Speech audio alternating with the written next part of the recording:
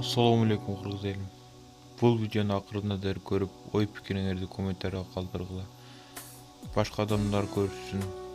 Подлиста деген жердин басып досторуңарга таратпогула.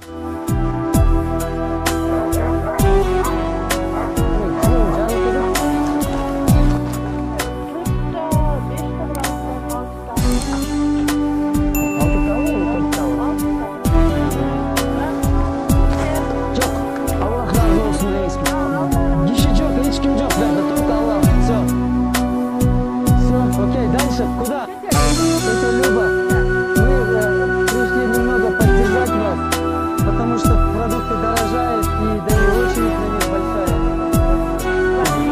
Салам. Анда, Митаи, давайте. Siz niye karızlarınız pardon? Вообще сон karızınız var.